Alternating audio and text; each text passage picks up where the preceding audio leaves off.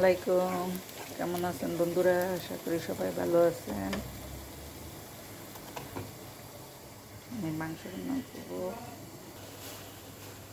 আমি এখানে 3টা হাঁসের মশলা কষাই নিয়ে যাচ্ছি। এখানে আমি কোনো রকম গরম মশলা দিইনি।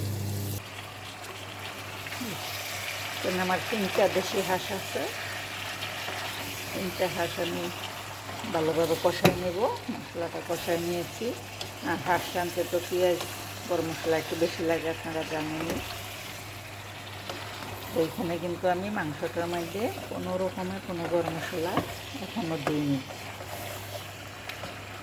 এখানে নর্মাল মশলা যা লাগে তা দিয়েছি, গরম মশলা এখনও কোনো কিছু দিইনি।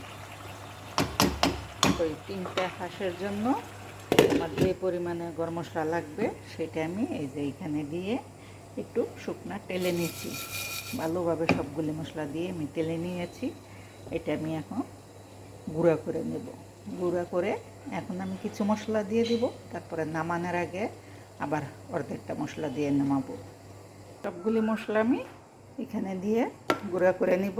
আপনারা চাইলে শিলপাটায় গুঁড়া করতে পারেন, কিন্তু চেষ্টা করবেন হাঁসের মশলার মাংসটা ভেজে গুঁড়া করে নিতে। এই যে অর্ধেকটা মশলা গুঁড়া করে এখন দিয়ে দিব, আর অর্ধেক মশলা বাকিটা মাংসটা নামানোর আগে যখন হয়ে যাবে তখন দিয়ে নামাবো। হাঁসের মাংসের স্বাদটা এই মশলাটায় অনেকটা বেড়ে যায়। হাঁসের মধ্যে একটা গন্ধ থাকে, আপনারা ভাজা মশলাটা এইভাবে দিবেন, দেখবেন যে গন্ধটা একদম চলে যাবে, আর এটা খাওয়ার মজাটাই অনেক বেড়ে যাবে। আমাদের হাঁসের মাংসটা খেতে খুব ভালো হয়, সেটা আমাদের নিজেদের বলে বলছি না, সবাই বলে।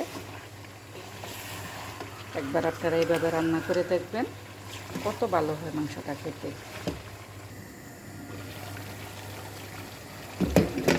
এখানে আমি বেশ কিছু ছোটো রসুন ছিলে রাখছি। এই রসুনগুলি আমি গোটা গোটা দিয়ে দেব। হাঁসের মাংসটা কেমন লাগছে দেখতে, সবার দাওয়াত রইল, সবাই চলে আসবেন। এভাবে ভাজা গরম মশলাটা দিয়ে হাঁসটা একবার আপনারা ভুনা করে দেখবেন, খেতে কত ভালো হয়, অসম্ভব টেস্ট। দেখতে যেমন সুন্দর লাগে, খেতে আরও ভালো লাগে।